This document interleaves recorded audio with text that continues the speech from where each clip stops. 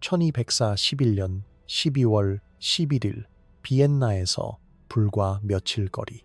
비단으로 장식된 텐트 안에서 한 남자가 자신의 구토물에 질식하고 있었습니다. 웨르제다 이칸, 징기스칸의 셋째 아들이자 몽골 제국의 대칸. 그의 입술에는 아직 포도주의 흔적이 남아 있었고 비단 쿠션 위로 몸부림치는 그의 모습은 처참했습니다. 텐트 밖에서는 5만 마리의 말들이 안개 속에서 숨을 내쉬며 대기하고 있었죠. 비엔나를 향해, 그리고 유럽의 심장부를 향해. 하지만 그날 밤 역사는 한 남자의 간부전으로 방향을 틀었습니다. 유럽은 몽골의 전략이나 군사력 때문에 살아남은 게 아니었어요. 단지 한 술주정뱅이의 간이 먼저 포기했기 때문입니다. 이제 우리는 시간을 되돌려야 합니다. 어떻게 한 문화가 태어날 때부터 인간을 살아있는 무기로 만들어냈는지를. 이건 신화 속 괴물의 이야기가 아닙니다. 방법론과 수학과 의뢰로 만들어진 사람들의 이야기입니다. 몽골의 정복은 무작위 학살이 아니었어요. 반복 가능하고 조직화된 시스템이었죠. 살인 횟수를 세고, 해골 피라미드를 쌓고, 거대한 사냥을 통해 훈련하고, 얌 네트워크로 정보를 전달하는, 마치 산업시대의 전쟁 기계처럼 작동하는 시스템이었습니다. 오늘 우리는 이 시스템을 9개의 파트로 해부할 겁니다. 어린 시절부터의 조건화, 대규모 사냥인 내르게, 말 시스템과 얌을 통한 속도와 물류, 강제된 과학, 산업화된 학살과 해골 피라미드, 정보전과 심리전, 모의, 전투살해 연구, 인간적 대가, 그리고 마지막 성찰까지. 준비되셨나요? 이건 불편한 여행이 될 겁니다. 하지만 이 모든 시스템이 작동하기 전에 우선 시작점으로 돌아가야 합니다. 몽골의 아이들이 어떻게 만들어졌는지를. 그리고 그 과정은 출생 순간부터, 아니 어쩌면 자궁 안에서부터 시작되었습니다. 몽골 초원에서 아기가 태어나면 부모는 이상한 일을 했습니다. 아이에게 아름다운 이름을 주는 대신 의도적으로 하찮은 이름을 붙였죠. 개, 벌레, 아무것도 아닌 것. 왜 그랬을까요? 이건 단순한 미신이 아니었습니다. 적응적 문화 논리였죠. 악령들이 가치 있는 것을 가져간다고 믿었기 때문에 아이를 무가치해 보이게 만들어서 보호하려 한 겁니다. 영아 사망률이 엄청났던 환경에서 이건 심리적 방어 메커니즘이었어요. 어머니가 아이에게 쓰레기라고 부르는 건 사랑이 없어서가 아니라 너무 많은 사랑 때문이었습니다. 잃을까봐 두려워서 미리 거리를 두는 거죠. 징기스칸 본인도 이런 환경의 산물이었습니다. 본명은 태무진, 철이라는 뜻이죠. 하지만 그건 고귀한 금속을 의미하는 게 아니었어요. 그저 아버지가 패배시킨 적의 이름이었습니다. 전리품처럼 붙여진 이름. 그의 아버지는 태무진이 9살 때 독살당했고 부족은 그의 가족을 버렸습니다.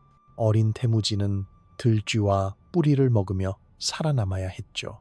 이게 바로 인과관계의 시작입니다.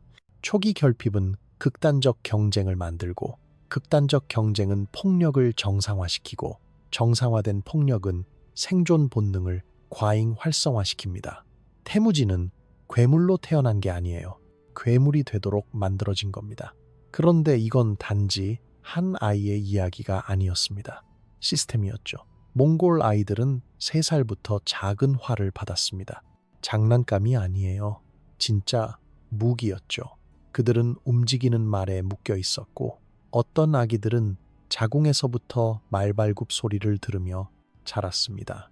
임신한 여성들이 말을 타고 다녔으니까요. 이건 우연이 아니었습니다. 의도적인 조건하였죠. 균형, 리듬, 반사신경을 프로그래밍하는 거예요. 아이가 걷기 전에 말 위에서 균형을 잡는 법을 배우면 그 아이의 뇌는 움직임을 다르게 처리하기 시작합니다. 정적인 게 이상해지는 거죠. 움직임이 기본값이 되는 겁니다. 이런 반복된 승마는 실제로 몸을 재구성했습니다. 다리가 휘고 척추가 굽고 수면과 소화가 움직임에 맞춰 조건화되었죠. 이건 단지 기술 습득이 아니었어요. 신체 개조였습니다. 민간인을 탑승 유기체로 변환시키는 과정이었죠. 뼈와 호흡에 암호화된 것들. 어떤 몽골 전사들은 너무 오래 말 위에 있어서 걷는 법을 거의 잊어버렸다고 합니다. 농담이 아니에요. 그들의 몸은 말과 분리되면 제대로 기능하지 않았습니다. 이건 공생이었죠. 아니, 더 정확히는 융합이었습니다. 하지만 신체적 훈련만이 아니었습니다. 정신적 프로그래밍도 있었죠. 아이들은 죽임을 세는 법을 배웠습니다. 죽음을 산술로 취급하는 법을. 그들은 사냥해서 잡은 동물을 세고 할당량을 충족시켜야 했어요. 감정은 제거되었습니다. 기능적이지 않았으니까요. 토끼 5마리, 여우 2마리, 사슴 1마리 이런 식으로 세는 거죠. 이름이 없어요. 슬픔도 없고 그냥 숫자. 나중에 이 아이들이 도시를 정복하면 똑같은 방식으로 세었습니다. 남자 2만, 여자 1만, 아이 5천. 차이가 없었어요. 같은 수학이었으니까. 그리고 이 모든 건 사회적으로 강제되었습니다. 화살을 놓치면 굶주림이나 처벌을 의미했죠. 공동체의 생존이 개인의 성과에 달려 있었어요. 실패는 용납되지 않았습니다. 부족의 장로들이 지켜보고 있었고 기준에 미달하는 건 가족 전체를 위험에 빠뜨렸죠. 그래서 어머니들은 뒤처지는 아이를 위해 멈추지 않았습니다. 그럴 수 없었어요. 한 아이를 구하는 건 다른 모든 아이를 위험에 빠뜨리는 거니까 이게 바로 초원의 논리였습니다. 냉혹하지만 기능적이었죠. 상상해보세요. 3살짜리가 말 위에서 활 쏘는 연습을 하고 어머니는 뒤돌아보지 않고 한 장로가 뼈에 죽인 수를 기록하고 있는 장면을 숫자가 계속 올라가는 거죠. 이게 몽골 어린 시절의 몽타주의입니다. 감상적인 게 없어요. 효율만 있을 뿐이죠. 이런 훈련의 절정은 네르게라고 불리는 거대한 사냥에서 이루어졌습니다. 그리고 이 네르게야말로 몽골 시스템의 진정한 천재성을 보여주는 곳이었죠. 네르게를 상상해 봅시다. 초원 위로 천천히 펼쳐지는 2만 명 이상의 기병들. 그들은 거대한 원을 형성합니다. 직경이 수십 킬로미터에 달하는 원을. 그리고 신호 화살이 하늘로 날아가면 원이 천천히 닫히기 시작합니다. 이건 며칠이 걸리는 과정이었어요. 원의 직경이 80km에서 50km로 30km로 그리고 마지막엔 16km로 줄어들죠. 원 안의 모든 동물들은 중앙으로 몰립니다. 사슴, 늑대, 곰, 멧돼지, 포식자와 피식자가 함께 패닉 상태로. 하지만 이건 단순한 사냥이 아니었습니다. 이건 리허설이었죠. 대량 학살의 리허설. 그리고 규칙은 엄격했습니다. 만약 동물 한 마리라도 당신의 구역에서 빠져나가면 채찍질 20대, 말을 잃습니다. 사회적 수치. 이런 처벌들은 조율을 강제했고 압박 속에서 독립적 사고를 제거했죠. 당신은 원의 일부일 뿐이에요. 개인이 아니라 시스템의 톱니바퀴인 겁니다. 원이 압축되는 메커니즘을 더 자세히 봅시다. 며칠에 걸쳐 천천히 조여지는 거예요. 발굽 소리가 점점 커지고 중앙의 동물들은 패닉 상태가 되죠. 종들이 섞입니다. 늑대가 사슴 옆에서 떨고 곰이 토끼와 함께 달리는 거예요. 심리적 과부하 상태죠. 진흙, 냄새, 공포. 그리고 몽골 전사들은 그저 지켜봅니다. 기다리는 거예요. 인내가 훈련의 일부였으니까. 마지막 날이 되면 원의 직경은 몇 킬로미터에 불과합니다. 그리고 나서 졸업식이 시작되죠. 아이들이 평가받는 거예요. 누가 깨끗이 죽이는지, 누가 세는지, 누가 분류하는지. 잘하는 아이들은 리더가 됩니다. 못하는 아이들은 처벌받거나 도태되죠. 이건 잔인한 능력주의였어요. 성과만이 중요했습니다. 장로들이 지켜보며 적성을 판단했죠.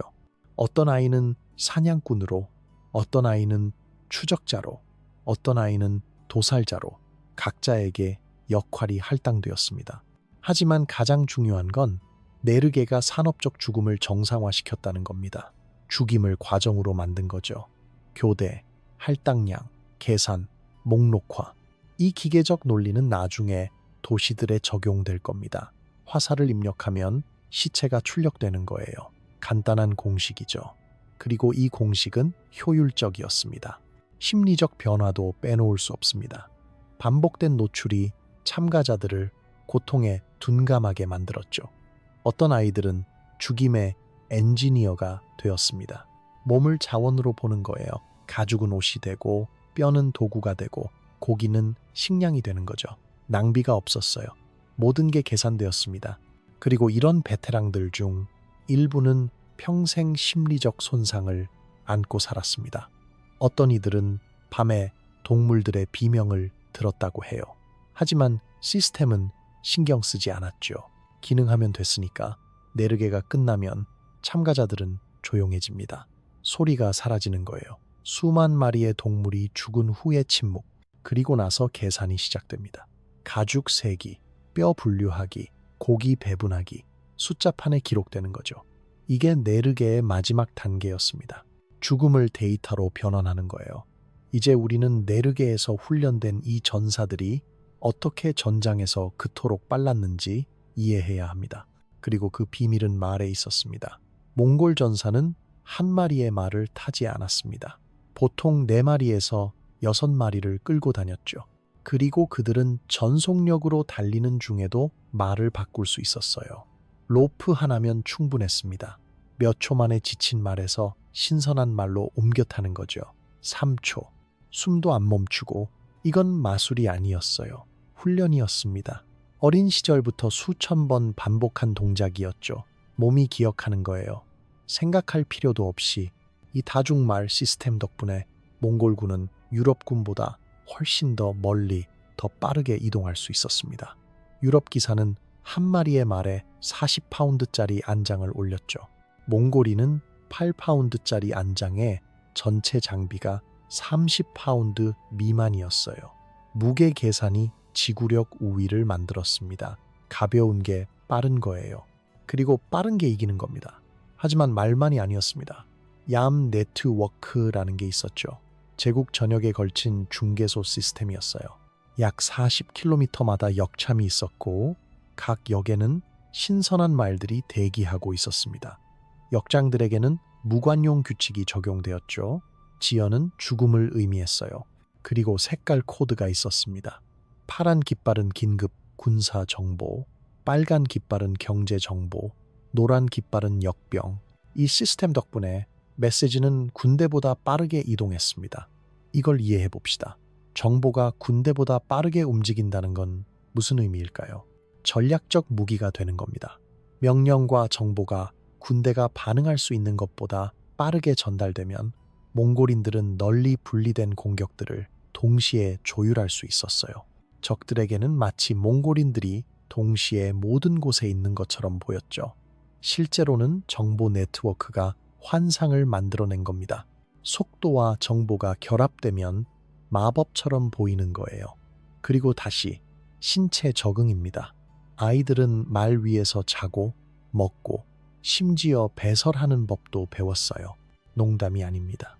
그들의 몸은 지속적인 움직임이 필요했고 말에서 내리지 않고도 몇 달 동안 기능할 수 있었죠. 어떤 기록에 따르면 몽골 전사들은 걷는 걸 잊어버렸다고 합니다. 과장이 아니에요. 그들의 몸은 정지 상태를 이상하게 여겼으니까. 이게 전술적으로 무엇을 의미했을까요? 몽골인들은 모든 곳에 나타날 수 있었습니다. 심리적 효과가 엄청났죠. 그들은 날씨를 이용했어요. 얼어붙은 강들을 고속도로로 사용했고 포위전을 우회해서 구원군을 파괴했습니다. 적들이 성벽 뒤에 숨어 있는 동안 몽골인들은 그들의 보급선과 지원군을 먼저 제거했죠. 성은 고립되었고 항복은 시간 문제였습니다. 말들을 바꾸는 장면을 상상해 보세요. 얌 역참에서의 교환, 전속력으로 달리면서 잠자는 기병들, 이 모든 게 기계처럼 작동했어요. 네트워크의 흐름을 보면 마치 살아있는 유기체 같았습니다. 정보와 자원이 혈액처럼 순환하는 거죠. 그리고 이 순환은 멈추지 않았습니다. 밤낮으로 계속됐어요. 하지만 속도와 물류만으로는 충분하지 않았습니다. 몽골인들에게는 또 다른 무기가 필요했죠. 그리고 그들은 그걸 정복한 사람들에게서 훔쳤습니다. 몽골인들이 도시를 점령하면 그들은 즉시 분류 작업을 시작했습니다. 시체와 장인들을 구분하는 거죠. 유용한 전문가들, 엔지니어, 대장장이, 직공들, 생존을 위한 복무 계약에 놓였습니다. 나머지는 통계가 되거나 노예가 됐고요. 이건 간단한 계산이었어요. 엔지니어 한 명이 적 1만 명을 죽일 수 있다면 그 엔지니어를 살려두는 게 이득이죠. 강제된 협력의 시스템을 봅시다. 포로로 잡힌 중국 엔지니어들은 화약을 섞었고, 페르시아 수학자들은 궤적을 계산했고, 한국 대장장이들은 강철을 단조했습니다. 그들은 선택권이 없었어요. 협력하면 가족이 살고, 거부하면 모두가 죽는 거죠. 이게 바로 계산이었습니다. 도덕이 아니라 수학이었어요. 그리고 몽골인들은 기술을 빠르게 흡수했습니다. 화염창, 세라믹 폭탄, 투석기, 소이탄, 그리고 비단 속옷까지.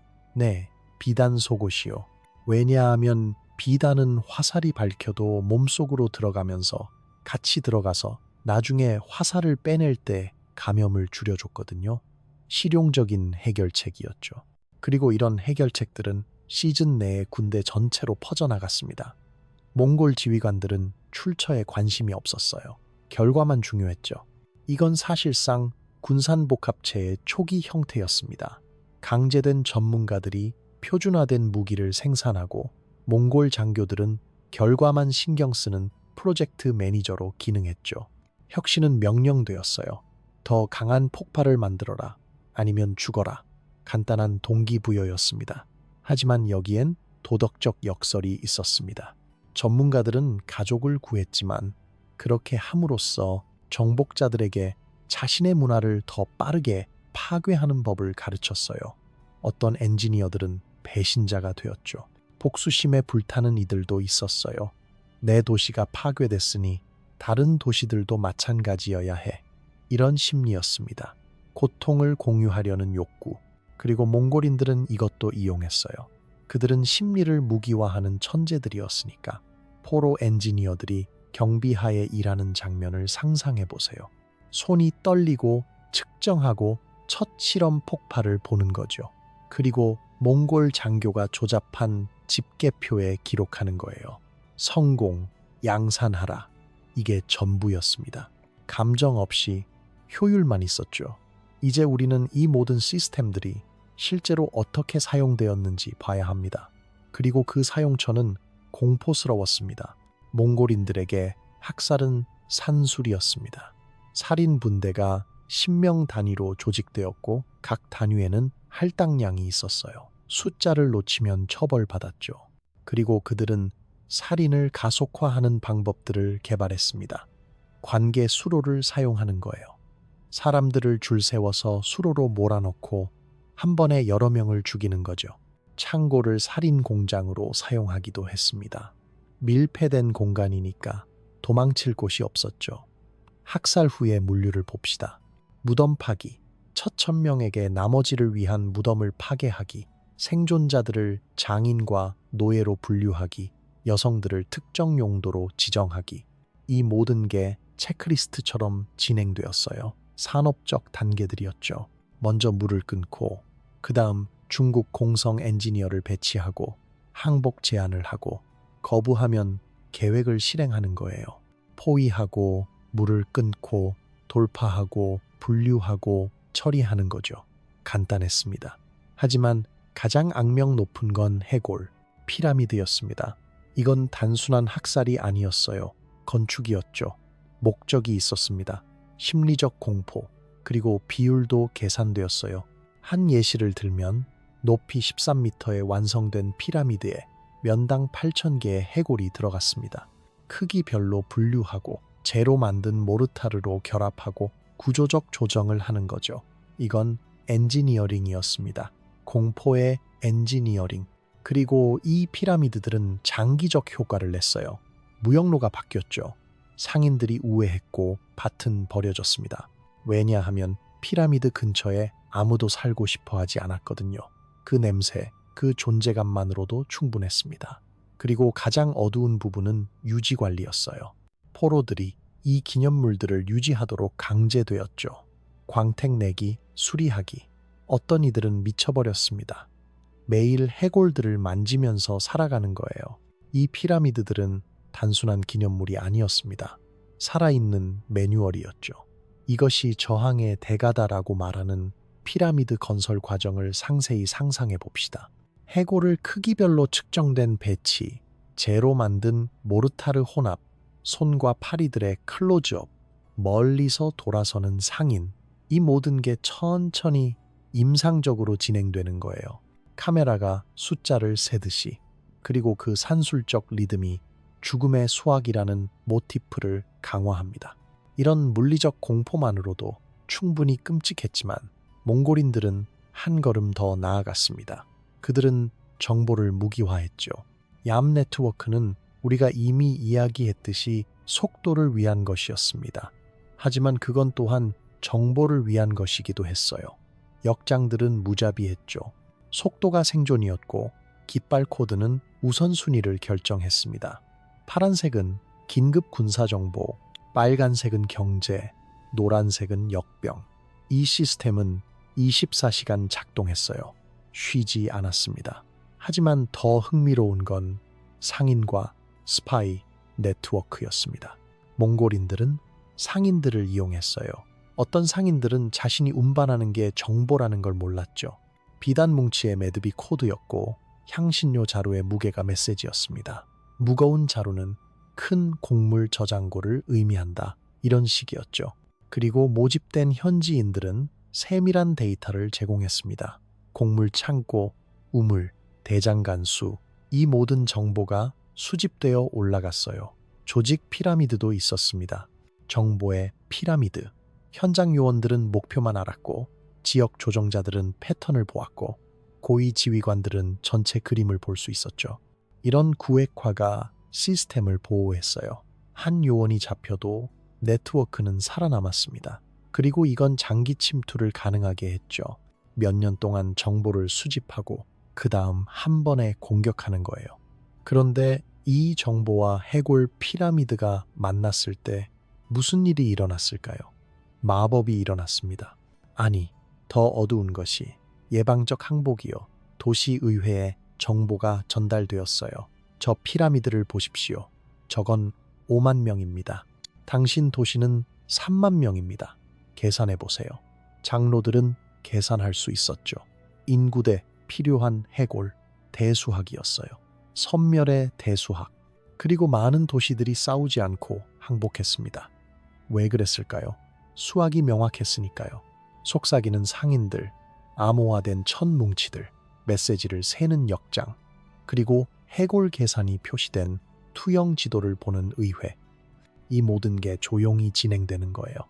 죽인 데이터에 대한 조용하고 오싹한 대사들, 정보가 화살보다 더 치명적이었던 순간들이었습니다. 이제 우리는 이 모든 시스템들이 실제 전투에서 어떻게 작동했는지 봐야 합니다. 그리고 그 완벽한 예시가 모히 전투였죠. 1241년 헝가리 평원. 헝가리 군대가 모이에 주둔했습니다. 그들은 방어적 선택을 했죠. 마차, 요새, 강을 등진 위치. 전통적으로 보면 좋은 선택처럼 보였어요. 하지만 몽골인들에게는 함정이었습니다. 헝가리군은 전통적 지휘 구조를 가지고 있었어요.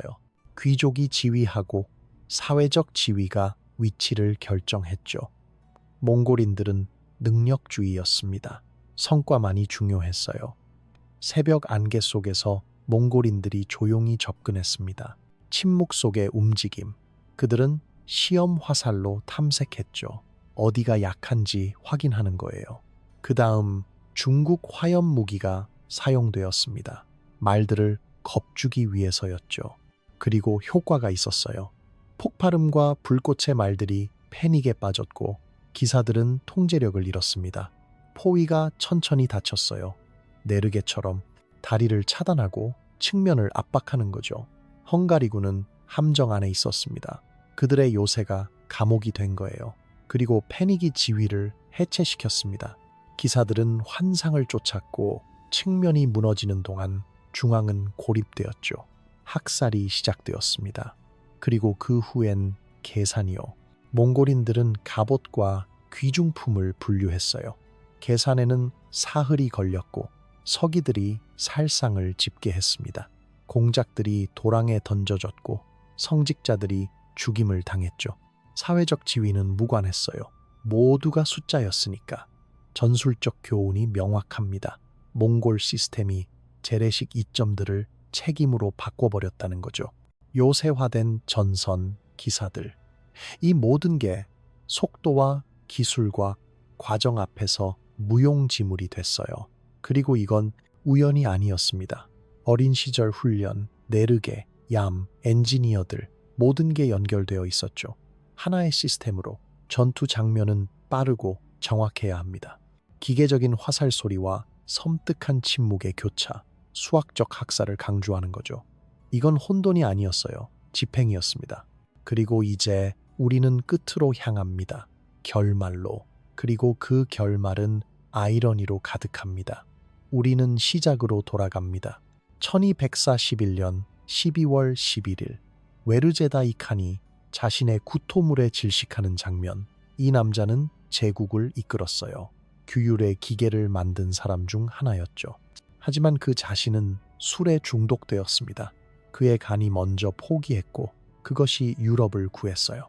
비엔나는 몽골의 전략이나 유럽의 저항 때문에 살아남은 게 아니었습니다. 한 술주 정뱅이의 간 부전 때문이었죠.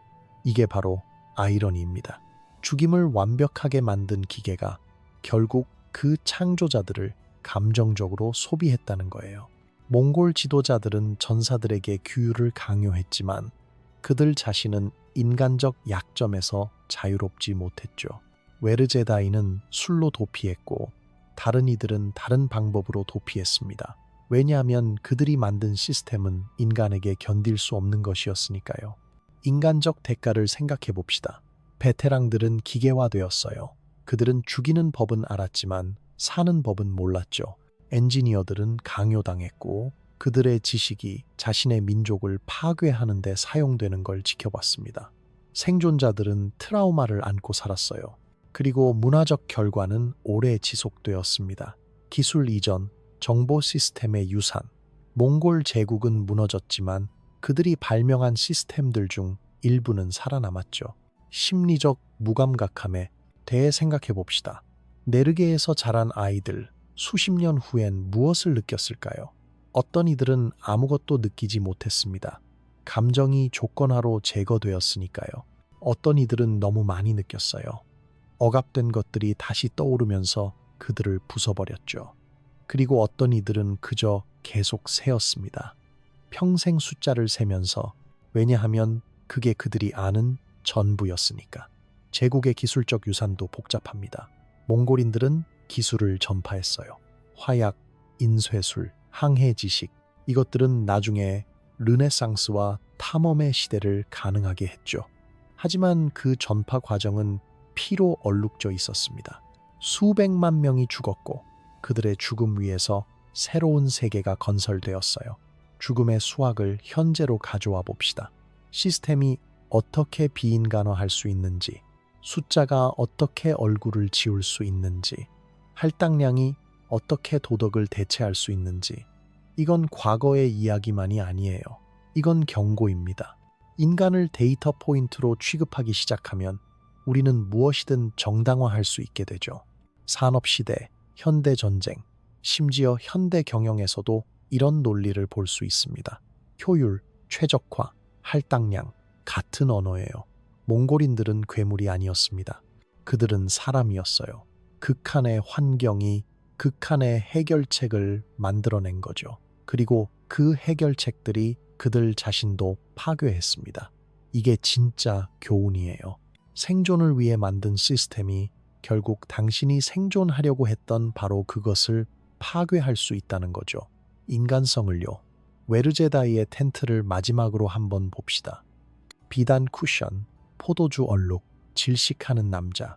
밖에서는 5만 마리의 말이 대기 중이고 그들은 결코 비엔나를 보지 못할 겁니다. 역사는 이상한 방식으로 돌아가죠. 세계를 정복하려던 제국이 한 남자의 간에 의해 멈춰섰습니다. 어쩌면 그게 우주의 정의일지도 모르겠어요. 아니면 그냥 우연일 수도 있고요. 어느 쪽이든 그 순간은 모든 것을 바꿨습니다. 우리는 기억해야 합니다. 숫자 뒤에는 사람들이 있었다는 것을. 해골 피라미드는 단순한 뼈가 아니었어요. 이름과 이야기와 꿈을 가진 사람들이었죠. 네르게에서 훈련받은 아이들, 그들도 피해자였습니다. 다른 방식으로 그들은 자신이 되고 싶지 않았던 것이 되도록 만들어졌어요. 그리고 강제된 엔지니어들, 그들은 불가능한 선택을 했습니다. 그 누구도 판단할 수 없는 선택을요. 역사는 편안하지 않습니다. 역사는 복잡하고 잔인하고 때로는 견딜 수 없죠. 하지만 우리는 그것을 직시해야 해요. 왜냐하면 그 패턴들이 반복될 수 있으니까요. 다른 이름으로, 다른 기술로, 하지만 같은 논리로, 효율의 논리, 할당량의 논리, 죽음의 수학. 몽골 제국은 인류 역사상 가장 효율적인 살인 기계를 만들었습니다. 그들은 인간을, 시스템을, 기술을 의도적으로 설계했죠. 그리고 그것은 작동했어요. 너무나 잘. 하지만 그 성공의 대가는 무엇이었을까요? 수백만의 생명, 파괴된 문명들, 그리고 창조자들 자신의 인간성. 이게 우리가 배워야 할 교훈입니다. 시스템은 도구일 뿐이에요. 하지만 그 도구가 목적이 되면 우리는 길을 잃게 됩니다. 효율이 유일한 가치가 되면 우리는 측정할 수 없는 모든 것을 잃게 되죠. 그리고 측정할 수 없는 것들이야말로 우리를 인간으로 만드는 것들입니다. 웨르제다, 이는 비엔나를 보지 못했습니다. 그의 군대도 마찬가지였고요. 역사는 그 순간 방향을 틀었어요. 하지만 시스템은, 죽음의 수학은, 그것은 사라지지 않았습니다. 그것은 진화했죠. 다른 형태로, 다른 시대에. 그리고 우리는 여전히 그 유산과 함께 살고 있습니다. 그러니 기억하세요. 숫자 뒤의 얼굴들을, 효율 뒤의 대가를, 그리고 시스템 뒤의 인간성을. 그것이 우리가 과거로부터 배울 수 있는 전부이고 또 가장 중요한 것입니다. 여러분, 이 이야기가 불편했기를 바랍니다. 불편해야 하니까요. 역사의 가장 어두운 장들은 우리에게 경고를 주기 위해 존재합니다. 반복하지 말라고요. 만약 이 영상이 여러분에게 생각할 거리를 줬다면 좋아요 버튼을 눌러주세요. 과거에 더 많은 이야기를 원하신다면 구독을 잊지 마시고요. 채널 멤버십에 가입하시면 새로운 영상을 조기에 접근할 수 있고 이 채널을 지원할 수 있습니다. 댓글로 여러분의 생각을 공유해 주세요. 이런 역사적 시스템들이 오늘날에도 어떻게 반영되고 있다고 생각하시나요? 여러분의 의견이 궁금합니다. 다음 영상에서 뵙겠습니다. 기억하세요. 과거를 잊는 자는 그것을 반복하게 됩니다.